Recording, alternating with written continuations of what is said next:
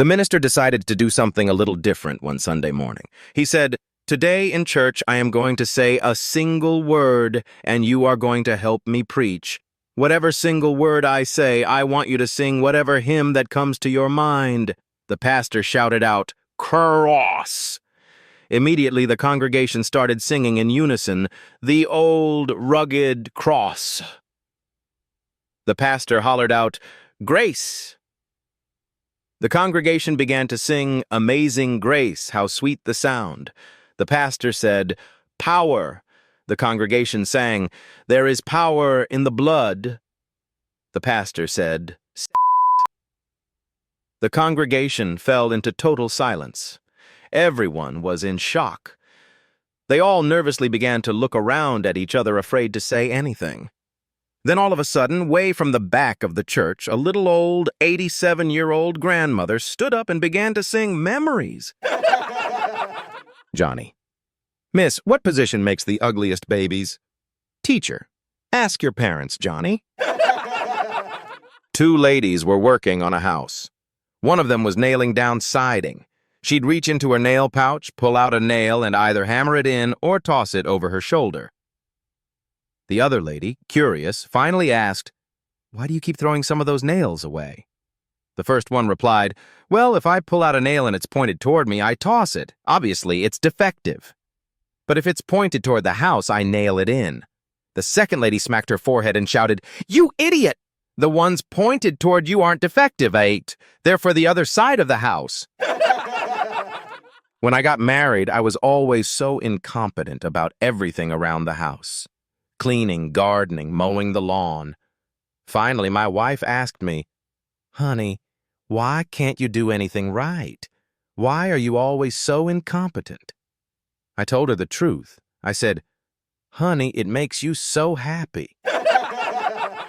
Two young nuns just arrived at the convent. Mother Superior tells them, "Your first task is to paint your room. But be careful not to get paint on your habits." One nun thinks for a moment and says, "Sister, why don't we just take off our habits and paint in the nude? No stains, no stress." The other nods. "Good idea, but let's lock the door first." They strip down and start painting joyfully, humming hymns. Suddenly, a knock at the door. Startled, one whispers, "Who is it?" A voice replies, "Blind man." They giggle. "Well, if he's blind, he won't see anything anyway." They swing the door open confidently. The man steps in, carrying a toolbox, and says with a smirk, "Nice room. Now, where do you want these blinds installed?" Right before the big game, the football coach walked into the locker room and pulled aside his star player. "Listen," the coach said, "you technically failed math, so I'm not supposed to let you play. But we really need you out there. So I'm going to ask you one math question. If you get it right, you play." The player nodded nervously. The coach leaned in. "Okay, what's 2 plus 2? The player stared at the floor, furrowed his brow, and finally said, "Is it 4? The coach jumped up. "Yes, that's right. You can play." Suddenly, the whole team shouted in frustration, "Oh, come on, coach. Give him another chance." So, Ronnie and Eric are back at their usual pub, sipping what they proudly call hydration beers. Ronnie sighs and says, "Before you even ask, I'm back in the doghouse again." Eric raises an eyebrow. "What now?" Ronnie leans in and says, "Well, she was standing in front of the mirror, looking all moody, and then she turns to me and goes, 'Ronnie, I feel fat, heavy, just awful.' Then she says, 'Say something that'll really lift me up.'" Eric winces.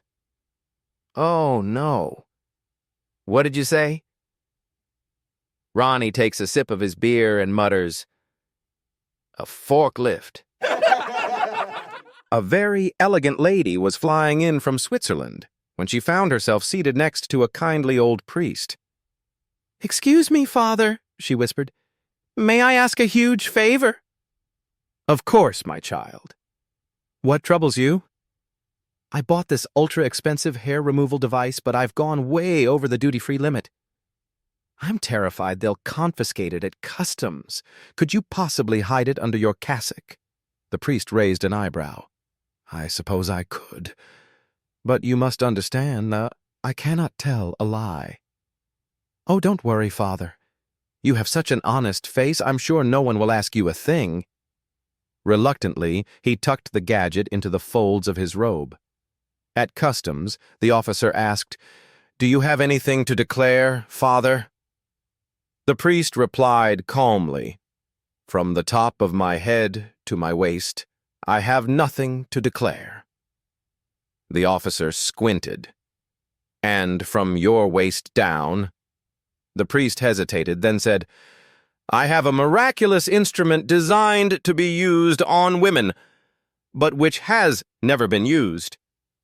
The customs officer blinked, then burst out laughing and waved him right through. Two elderly friends, Neve and Tara, were sitting on a park bench outside the town hall in Limerick, where a flower show was being held. Neve sighed. Life is so dull these days.